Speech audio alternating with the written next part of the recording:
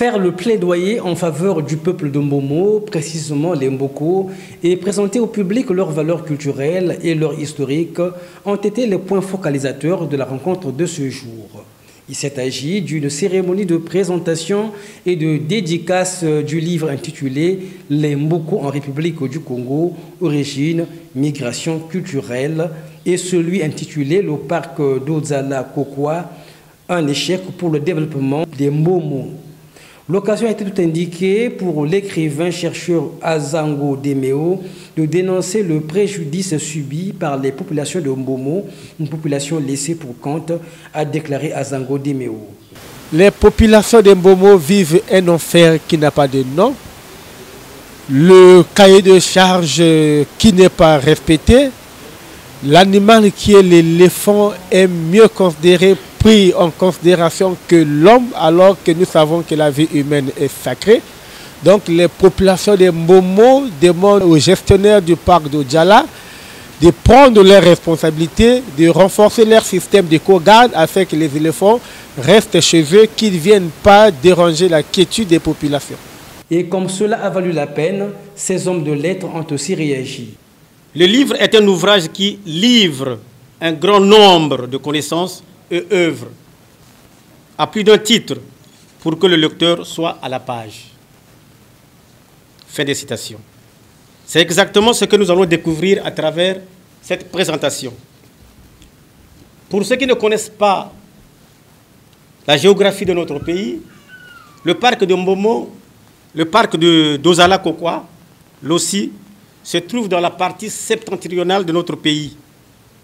Il est donc à cheval entre deux départements.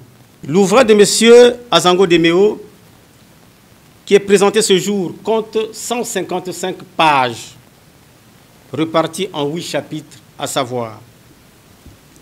La première grande partie est intitulée « Le disciple de Mbomo dans sa véracité historique ». Le livre a été bien travaillé et bien traité. Vous ne serez pas dessus par rapport au travail que notre auteur a effectué dans son travail. Force est de dire, à l'attention de tous, que l'auteur, pour pouvoir nous introduire dans ce qu'il est en train d'aborder dans ce livre supracité, crée un couloir pour nous ramener là où la plupart d'entre nous ne pourront pas s'y attendre, toujours concernant ce peuple Lemboko. Le congologue Azango Demeo le déclare ouvertement, sans froid au dos, que pour comprendre l'origine de Mboko, il nous faut repartir pour les uns à la création de l'homme, pour les autres à l'apparition de l'homme sur la terre. Quel rapport y a-t-il? L'écrivain nous répond. Il dit que le premier homme, qu'il soit créé pour les uns, ou qu'il soit apparu ex nihilo pour les autres, fut un être humain de peau noire. Le livre intitulé « Le parc Ozala Kokwa » compte 155 pages et 8 chapitres. La présentation de Mbomo y est faite. Dans le second livre, c'est de l'historique des Mboko, de la perte du pouvoir par l'Africain au profit du blanc dont il est question. Succinctement, l'auteur y présente le côté culturel et migratoire des Mboko.